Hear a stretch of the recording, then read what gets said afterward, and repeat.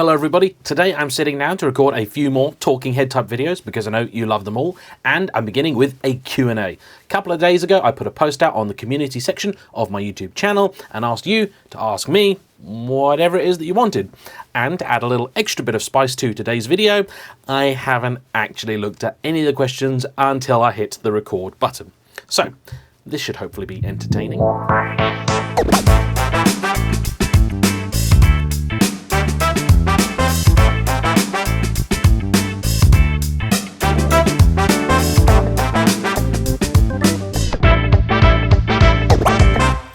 Before we get on to things, I also want to say a big thank you to today's headline sponsor, CarVertical. They are a main channel sponsor and they provide an excellent service. Just in case you haven't noticed their name or know what they're about, they are a super-powered super search for car history. If you're looking to either buy or sell a car, it's a great way of verifying what you're looking at is what it pretends to be. CarVertical checks a number of European databases for things like clocked cars, which is a much bigger problem than you would think in this modern day and age, write-offs, accident damage including cars that weren't written off, use as a taxi, and a number of other things that you really do want to know about. For a special discount for my channel members, check the link in the description down below. And as an extra special thank you to all of you for your support over the years, that's the last ad you're going to see in this video unless you make it all the way to the end when you'll get the outro one. Fun fact, when you upload videos to YouTube, you get asked to tick a box whether you want an ad at the start, ad at the beginning, or ads in the middle as well. And if you tick the ads in the middle box and don't manually set them yourself, Google will set them for you. And they set a lot, a heck of a lot. I tend to remove more than half of all the ads Google try and place in order to make things just a little bit nicer as a viewer, because before I made YouTube, I watched it, so I always like to try and keep that perspective in mind. More exciting news, I have spent about $5 on camera kit this last month. I've been meaning to do this for ages. I had a load of issues with my previous camera that should have been an upgrade to my GH5, but really wasn't. Honestly, Panasonic S5, avoid like the plague. Terrible camera. I've now got an S1H to go alongside the S5, which I'll still find plenty of uses for, and a new lens, wide angle one for in-car shots, which would hopefully up the quality and sort one of my big problems with the S5, which was inconsistent exposure changes. This is a Lumix S Pro 16-35 f4, in case you're wondering. So, on to the main topic, the questions, and we'll start at the beginning. There are just shy of 80 of them, and I will answer all of the sensible ones that I can see, and probably a few of the silly ones too. First question comes from Konstantinos F, and he asks how I split my time between all of my cars. He has 3 himself and already struggles to get equal seat time in all of them. Honestly, it is a really big issue. If you've seen my recent fleet update video, you'll know that actually about sort of 5 of the 7 cars I own are basically off the road anyway. So at the moment I've actually been putting a lot of miles on the F12 and the 968. Nothing else is really to hand. So it's actually been a decision that's made for me, but when the fleet is in a more working condition, yeah, it is a big problem. I do have storage spaces for the cars to keep them off the driveway, keep them charged, keep them in good condition when I'm not using them, especially for stuff like, say, the S2000, some of the Ferraris. Don't really want to use them or have them on the driveway over winter, but I do like to try and use them as much as I can. My mood really dictates what it is that I'm driving. If it's a nice sunny day, of course, I'll be reaching for the S2000 keys. If I want to just go somewhere and have a bit of fun, I'll probably take one of the Ferraris out. But I also genuinely love driving the 968. It's a really good sort of classic daily driver, and I cannot wait to get the Celica back. So honestly, it's kind of what takes my mood. I'll drive one car a bit for 2 weeks or so, then change, drive another for a bit, then change, then drive another for a bit. It is a challenge though. It really, really is. So I do struggle. Next up, a kind of multi-part question from Afalterback Brackley 1967. He says, how have I catalogued all of my video footage, and have I ever considered sort of creating reviews by splicing footage from different videos together? Never really thought of doing the latter, because the way that I film, it will probably be near impossible to actually try and get stuff together and make it work in any way that really makes sense or I think is fair and just.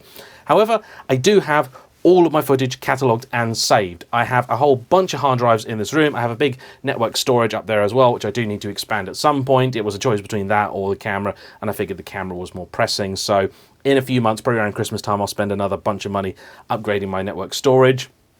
Essentially, when I shoot, either on a day or over a couple of days, I will download all my footage into a numbered folder.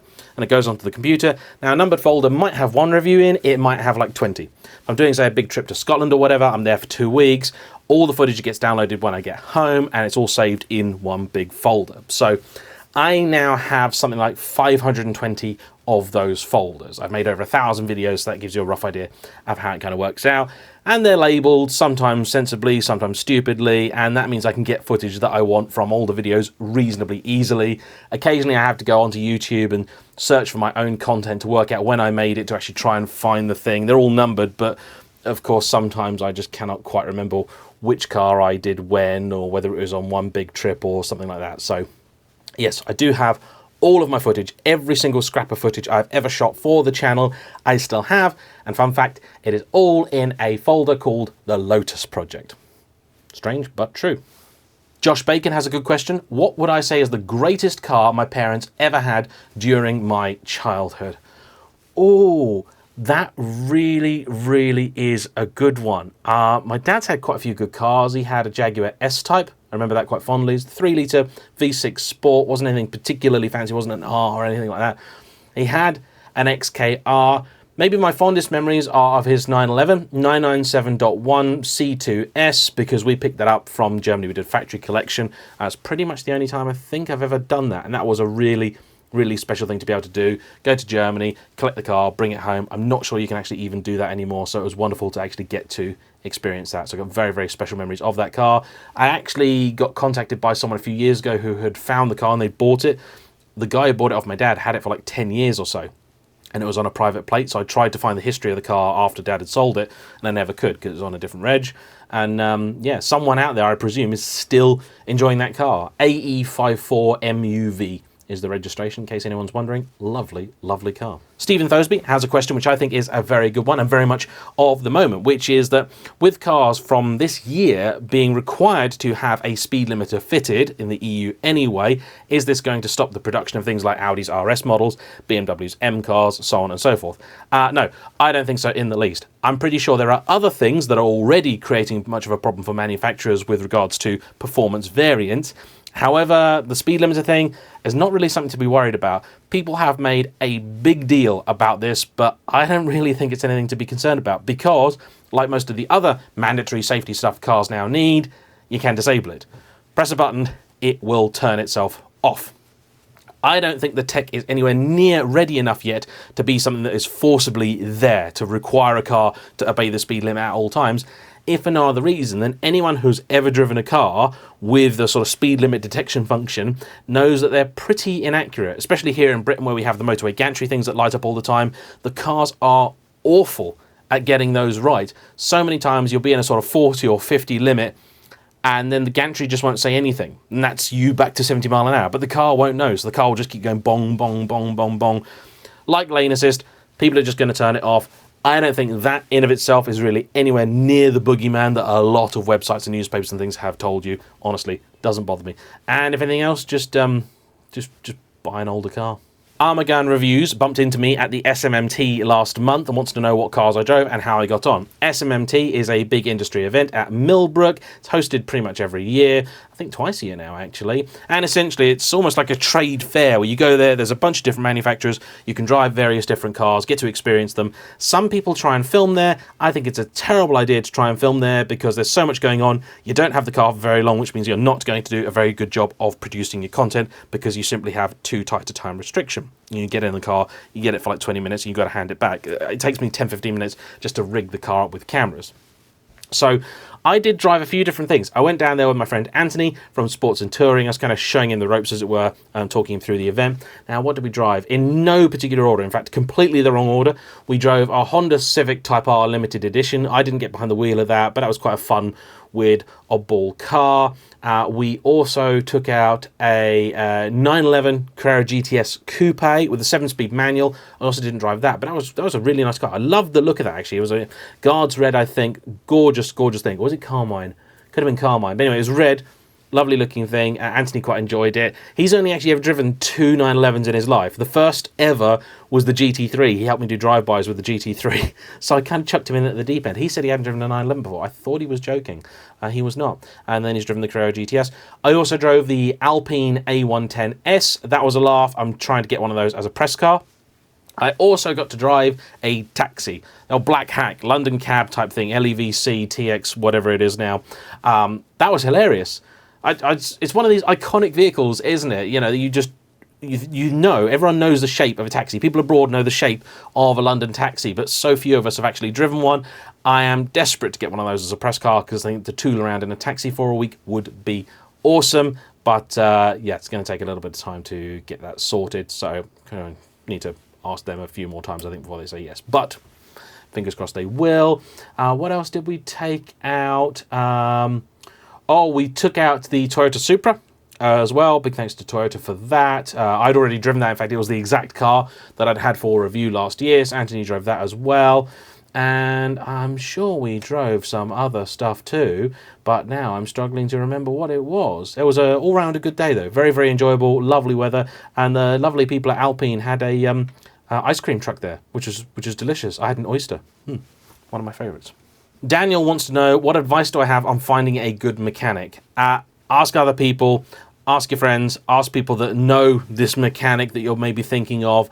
If you've got a car that's an interesting, unusual one, try and find someone who is a specialist in that model or that mark. You will always save money. Even if their labour rate and whatnot is higher, a bit of specialist knowledge means you'll spend less hours there, which ultimately means you are going to be spending less.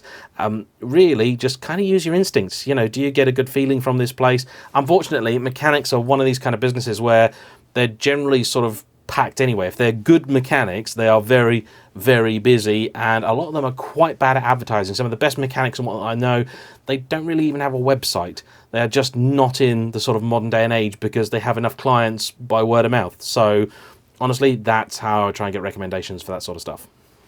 JDM Snow Monkey wants to know what JDM model, not just trim, do I really wish had been sold in the UK, which wasn't. And that's a cue for Florence to appear. She's actually been meowing at the door for a little bit. No, that's the microphone pack. No, don't drag that off the desk. Yeah, okay, just ignore the cat. Don't ignore the cat. Love the cat. Cat loves you. She is a, yeah.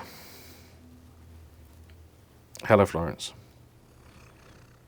You're a cheeky bugger. Florence loves attention. Florence absolutely loves attention. I think that's all it is. I think you know how many people watch and love you, don't you? Dear oh dear. Anyway, to answer the question, non-UK market car I think should have been sold here. Toyota Alphard. Yeah, I would love to see the Toyota Alphard here. I don't think they sold it here, did they? I'm pretty sure they didn't. But I love those Japanese people carrier things. They're brilliant. They're so space efficient. They're so good. They're so helpful and practical for everybody. Like, we should have bought loads more of those than 4x4s. We just should have. They're epic things. Johan Wilkstrom wants to know what kind of normal car I'd really like to review but haven't had the chance to yet. Like a Suzuki Jimny, I suppose. Something like that. Because they're quite cool cars with a real cult following, but I don't think I've ever even sat in one. TJW's got a great question. What characteristics do I look for in a supercar?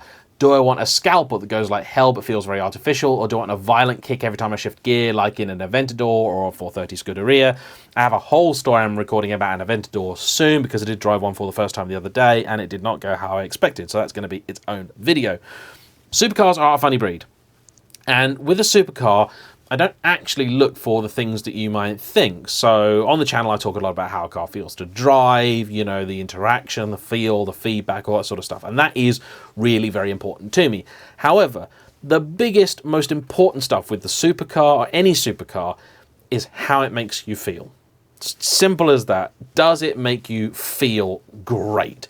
Let's be honest here, in pretty much any real measurable or significant way, a 20 grand Golf R or something is going to beat pretty much every supercar ever made. They're going to drive nicely. Okay, maybe not so much the Golf R, but there are other hot hatches that drive great. They've got lots of space in them, you know, seats in the back, a big boot, decent stereo, all this stuff. They are much, much better cars. Supercars are illogical. They're silly. They're flawed, but they have to make you feel brilliant. The first thing is it's got to look good. Second thing is it's got to sound good, because only if it passes really those two criteria are you actually going to usually get to the point of driving one and then finding out if it still makes you feel that way. The Scuderia, to give you an example, by the time I'd sat in that car, I knew I wanted it because it just gave me that feeling. The F12, don't get me wrong, lovely car, great car, fantastic car. But the mid-engine thing, the sitting down, the bucket seats, the harnesses, all that jazz, it's just something else. And yeah, I think everyone's idea of a supercar is slightly different. That's one of the really amazing, cool things about them. Some people just want raw, pure speed. For me, no, it's the drama, it's the theatre, it's the wow factor. You know, people have got to look at it and go, oh, that's amazing. You know, I love that. It's a sharing the love of cars and that sort of stuff, and inspiring other people to sort of get into cars and whatnot. And that's what supercars should be all about. They're halo products. They were never, ever meant to be mass market or mainstream. That would defeat the entire point of them. The Bearded Twit says, having seen a few car throttle videos with their love of £500 rock boxes, are there any 20-year-old lemons I'd like to try driving? Yeah, all of them. I love driving cheap cars. The only problem is finding a genuinely cheap car now is very difficult. 5 years ago, 500 quid, I could get you a sort of semi-decent car with an MOT that was actually not going to kill you. Now, it's pretty tough. Michael Cook wants to know what a typical work day or work week looks like for me. There is no such thing. Genuinely, there is no such thing. If it's sunny, the weather's nice, I will try and be out filming with a car. I book things way in advance, so there's a lot of guesswork involved. Day like today, for example, I'm filming a few sit-down and talk videos. I did some editing this morning. I did shopping and domestic chores, all that sort of stuff. I do actually have a life as well, other than YouTube, although it doesn't feel like it sometimes. Not bemoaning that fact, by the way. My life is brilliant. I love it. I'm very grateful for it. So yeah, it's whatever I can do. I've been doing accounts. It's getting it's going to be the end of my VAT quarter soon, so at the end of the month. So we've just had my self-assessment, my yearly tax. So lots of boring admin stuff to do. So yeah, it's a bit of a mix really. But generally, I'll be working from about 8 in the morning to sort of about 6 or 7 in the evening. Try and give myself some personal time in the evenings. It doesn't always work, but yeah. One thing I do want to try and do much more of this year is go to car shows. That's a really big thing I want to do. I know it seems a little bit like a busman's holiday, but actually I genuinely do enjoy it. Love speaking to people about cars. Love looking at cars. It's a really nice thing to do. You know, that is what inspired the passion to do what I do now. So that's something I really enjoy. David Brown has a very good question, which is that with rising fuel costs and everything else, if you're in a position where you could afford your dream car, but maybe you should buy something sensible instead, what is really the right thing to do? You know, he says here, you know, maybe a used Polo Blue Motion will be a better purchase than a more exciting, more entertaining car. And I totally get that. You know, you have to consider your personal circumstances. Don't do anything silly to be able to afford a fun, flashy car. Don't put yourself in any sort of financial risk to go and get something that you really, really, really want, no matter how much you might really, really, really want it.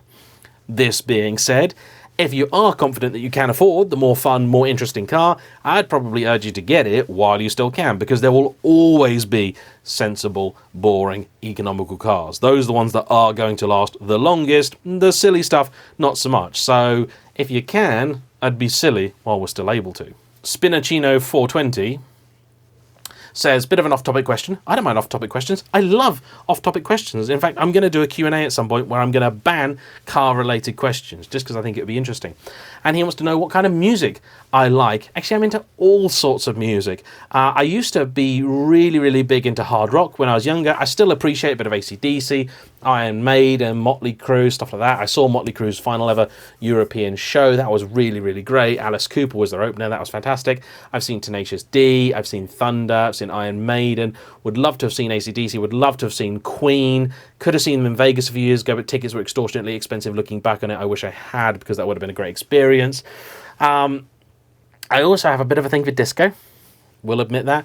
Love 80s pop as well. Proper cheese, all sorts of things. I will go through phases where I'm listening to various songs and all sorts of stuff. My friend George, who also lent me this fabulous and amazing shirt, which is kind of inappropriate because I think it's full of beers and I'm teetotal, but also he asked me to wear it in a video, so I'm actually going to wear it in 3 videos. I'm recording 3 Talking Headbits today. This is his Le Mans shirt. So he's got one of mine as a hostage. He's got my San Francisco baseball shirt, and I've got this of his. So cheers, George, for lending me your shirt. He introduced me to the Travelling Wilburys, which I'd heard of, and I knew some of the songs, but he introduced me to a track called Tweeter and the Monkey Man, which was brilliant. I also really love my hi-fi. My buddy James Dean runs a high-end hi-fi company, so I've just bought some new amps and things off of him. If anybody wants some real proper high-end hi-fi stuff, drop me a line, I'll put you in touch with him. He's a really good guy. They have some seriously cool stuff. I do quite enjoy a bit of techno geekery, and it's nice to try and spend my money on stuff that's a bit more selfish, a bit more personal. You know, you can't listen to my hi-fi. You can watch my cars and that sort of stuff, but you can't listen to my hi-fi. So it's nice just to have something to just kick back, relax, and good hi-fi is just magic. It is. Bence Boros asks me if I think V8 Audi S5s will go up in value. I don't think so. I don't think so. There are some cars like E46 M3, Z92 M3s, that sort of stuff. I can see those becoming a sort of more appreciated classic. S5, yeah, don't think so. Sorry. Paul Gamble says, we have had the Luxo Barge, hot hatch, SUV crossover. What do I think is going to be the next big thing the driving public latch onto once they come to their senses and get out of the Qashqai Duke kind of crossover thing? I'm not sure that they're going to, especially with, you know, EVs becoming more prominent. It's much easier for manufacturers to build slightly taller, larger cars. It gives them somewhere to hide the battery packs. So, yeah, I can actually see this just becoming worse with manufacturers. Some of them already, it's this way. Nearly the entire range is just different sizes of SUV. You know, they're just going to ditch their regular saloon cars, hatchbacks, and all that sort of stuff. And that's tragic. That's really sad. But so many people I speak to that are not petrol heads. These are the things they want. Yeah, they want some space, but they don't want a car that's too big. But then they want to be sat really high in the car, and then for some reason they want a car that's really economical, but they also want like a 3-ton, beast of a car. It's maddening, but that's unfortunately the buying public, and manufacturers are only happy to keep selling them stuff because bigger cars they can probably charge more money for, make bigger profit margins on, like keeps the wheels of industry turning. Sad, but that's the case. That's how it is. Tom Farthing has a 2-part question. My biggest regret and my proudest moment in relation to cars. One of my proudest moments has to be the Steve Nichols interview that I did last year. That, I think, of all the things I've done, that is one of the things that I'm proudest of. Telling a story, getting something out there, doing a really nice proper piece. That to me was a bit of a crossover with my old sort of film life. I absolutely loved doing that. That was a really nice thing to do. Loved the process.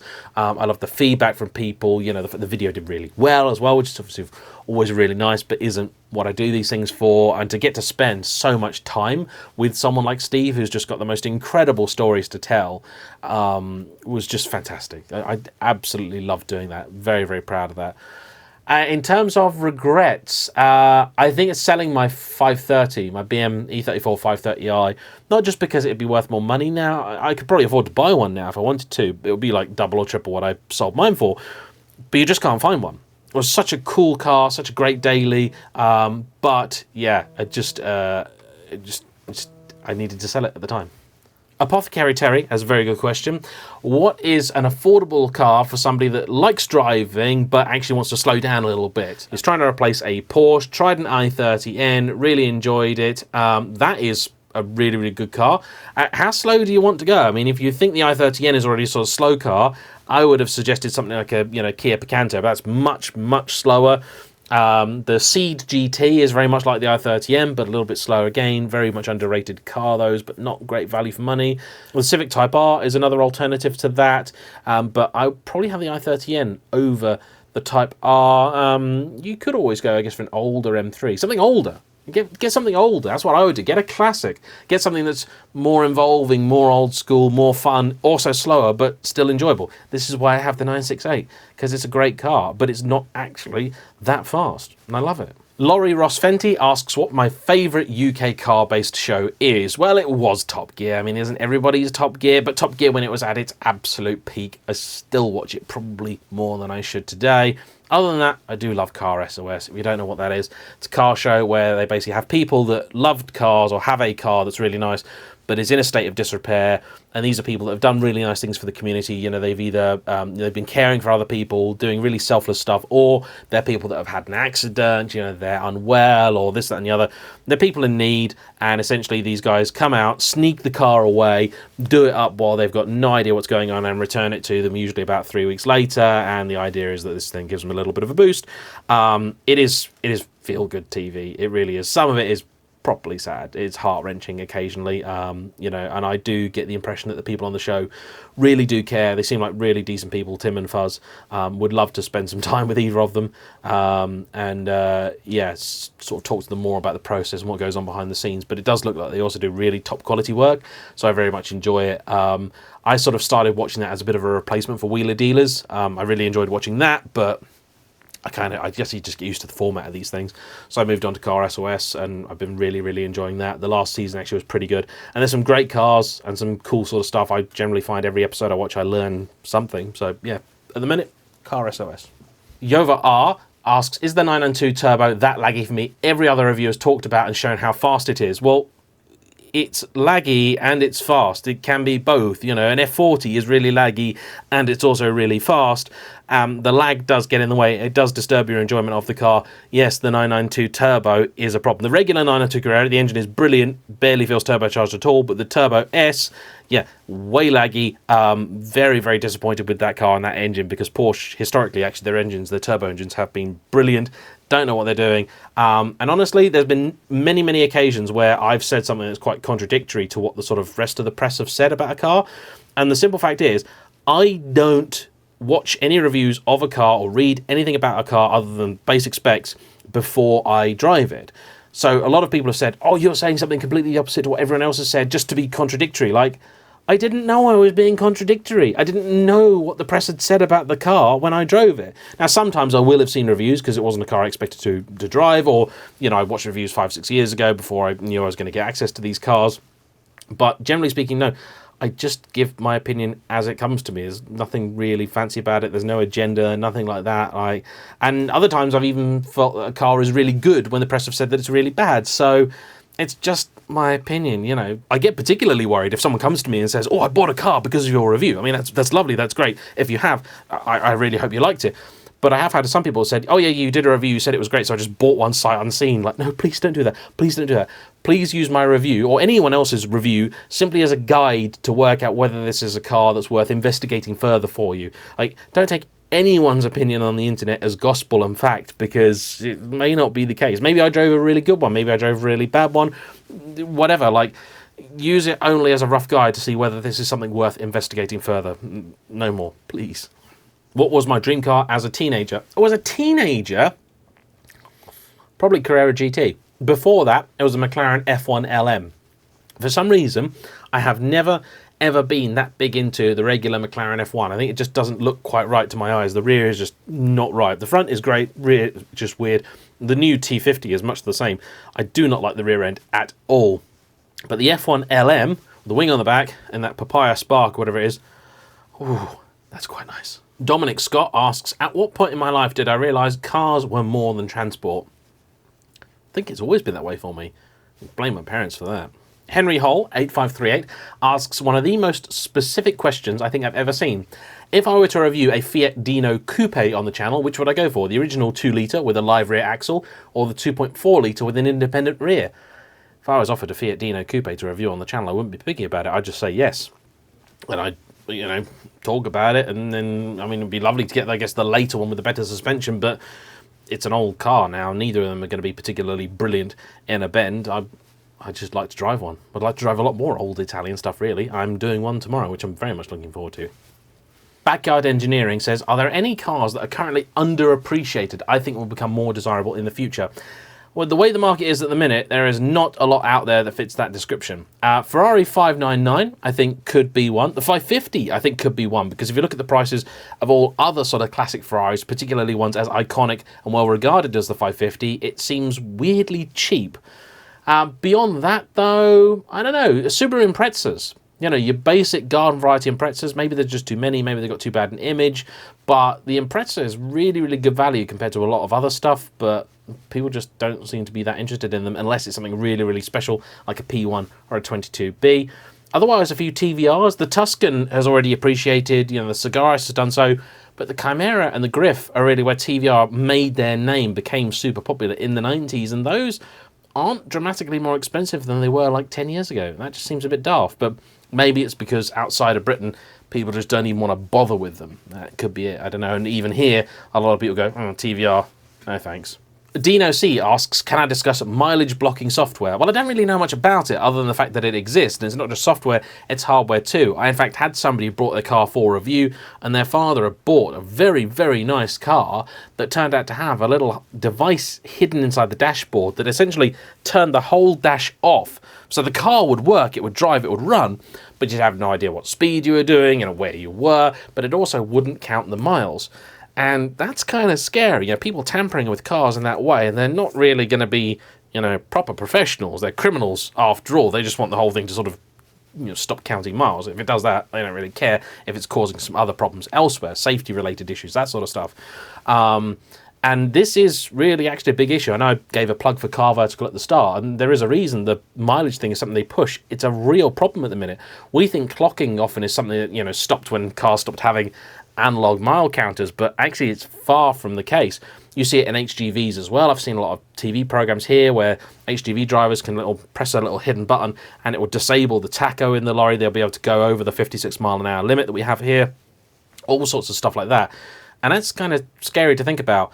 You know, and people are doing it for various reasons. In the case of HGV drivers, it's to get around the legal requirements for hours and stuff like that, or speed. And in other cars, it's basically trying to hide the fact the car has been used a lot.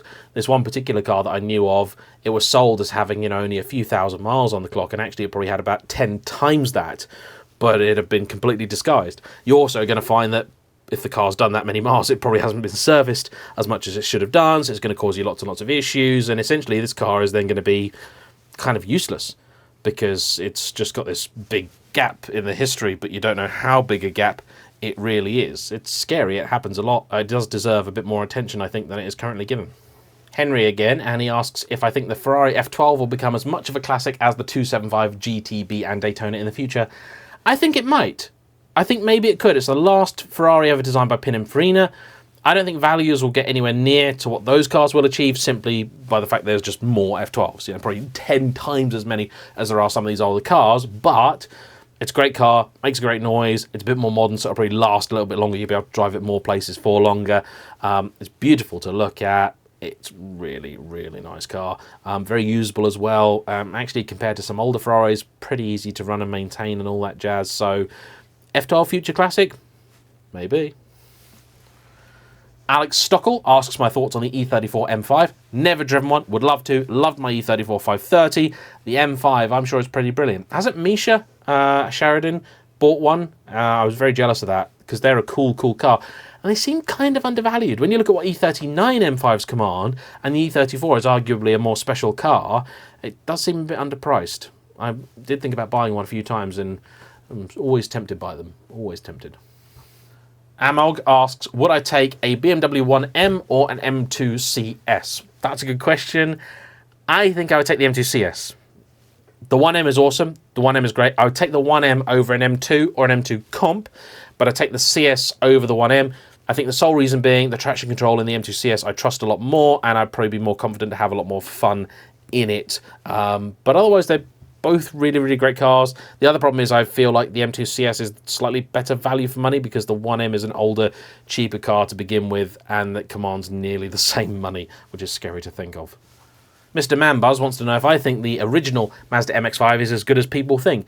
There are a few people that I think sing that car's praises a little bit too vocally, or a little bit too involved in them, but I think it's a great car. It's a really, really good car. You can't expect miracles of it. It is still a cheap Japanese sports car, but it is a brilliant cheap Japanese sports car. He also wants to know if I've driven a turbocharged one. No, I haven't. R. Zoggle wants to know how I acquired my driving skills. Not driving lessons, but the sort of stuff that I use now to talk about cars. Have I done any advanced driving courses or anything like that? I've done tuition and things on track, but I don't think that really translates too much to the road. It's just lots and lots of driving. Lots and lots of driving, lots and lots of talking with other drivers who are better than I am. So I guess I've sort of done like informal tuition. I've never signed up for a RoadStr course or anything like that. I probably should one day because I'm sure you will always learn things from these experienced guys. I'm just constantly trying to think about what I've done, think about the places I've been, things I've experienced. You know, I'm constantly reevaluating journeys. You know, if something happens when I'm out on the road and it didn't go the way that I thought it was going to, I'll often sort of sit back, you know, think what happened there, why did that happen? What can I do to avoid that happening in future? You know, take on board, you know, feedback to yourself, essentially, try and work out what it is that happened, and just sort of build like just a mental library, essentially, of just things that I need to know. Other than that, yeah, it's just lots and lots and lots of driving. A couple of people, Ben Watke and John Mitchell, have both asked my thoughts on this proposed change for road tax from its current sort of state of affairs to a mileage-based scheme. Honestly, I have no particular opinion on this. At the point where it actually has a concrete proposal with numbers and things attached to it, I'll probably develop an opinion. But until that time, I kind of regard stuff like that as hearsay, scaremongering and whatnot, and I'm just kind of, I've got plenty of other things to worry about. I really don't care. John Kahuna asks my favourite road car engine. That might have to be the 2.6 litre V8 that went in the Alfa Romeo Montreal. Very, very middling car. Poor chassis, good looks, but amazing engine. Absolutely sensational. The sweetest little V8 ever. Loved it. Joel Lewis has a very good question. What's the right amount of power for a road car, and when does it become too much to enjoy? I think that's got as much to do with the road as it does anything else. And to be perfectly honest, it's not so much that I feel like the car's too much to enjoy. It's just that you have this kind of social conscience and, you know, this desire to keep a hold of your driving license. And some of the cars, particularly stuff like the F12 and that, sometimes you do think, oh yeah, the car could go faster and I can go faster in the car. But if I get caught doing those kind of speeds, I'm in real trouble. And that's what tempers you. Because there are roads I have been on where the F12 feels like it's really not too much at all. Then there are others where you go, blooming heck, this is a lot. This is a lot. And you get other roads where, say, like the S2000 feels like it's already got way more power than it needs. So actually, it's nearly impossible to put a number on it, and people will always give you a different answer. So I just don't think there's actually a sort of kind of hard and fast, like, yep, no, that's it.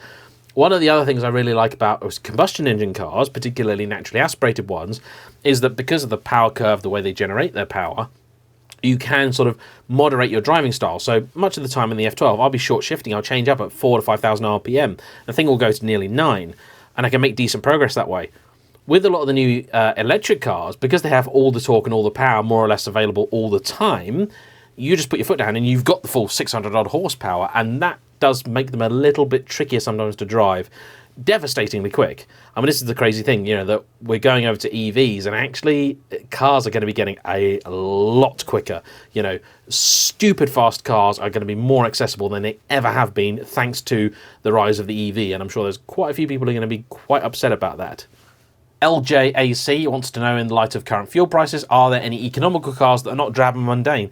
Yeah, honestly, I love most of the Kia range. Watch my reviews, say like the Picanto, stuff like that. I know you might think it's a kind of drab, boring car, but actually to drive, that thing is a riot. 100 horsepower, 1 ton, great steering feel, good little engine, tiny car, brilliant thing. Lots and lots of fun.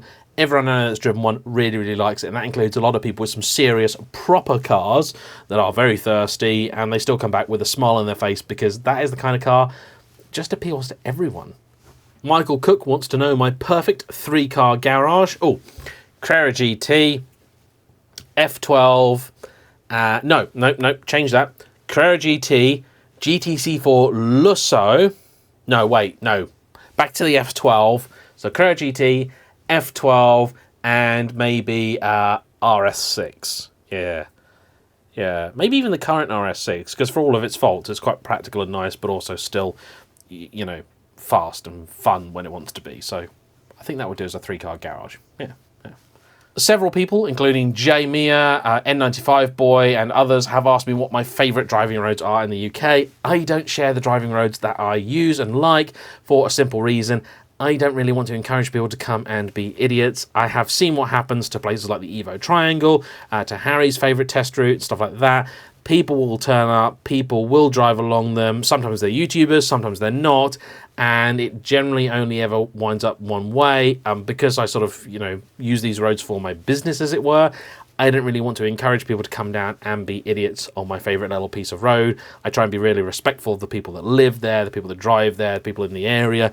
And by doing that, I like to think that I'll be able to continue doing what it is that I do. So yeah, sorry, I don't share my driving routes.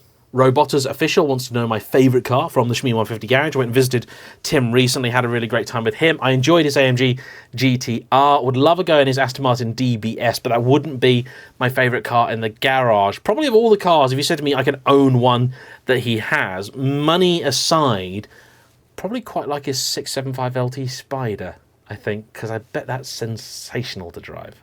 Inacio wants to know what was the first car I bought. It was a Peugeot 407 SW 1.6 HDI, a car so sexy and desirable, I never took a photo of it. It's only in one picture in the background, and it's not a good shot. Ironic Chungles wants to know my favourite crisp flavour. That's got to be Knick Knack's Ribbon Saucy. Yep. Taylor 40667 wants to know if I have a side business or other income streams, or if YouTube is it.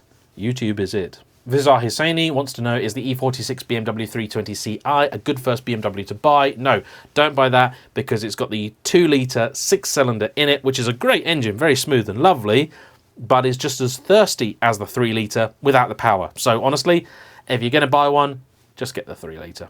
The Johnonator wants to know, if I was given unlimited funds, what would be the first thing that I would do?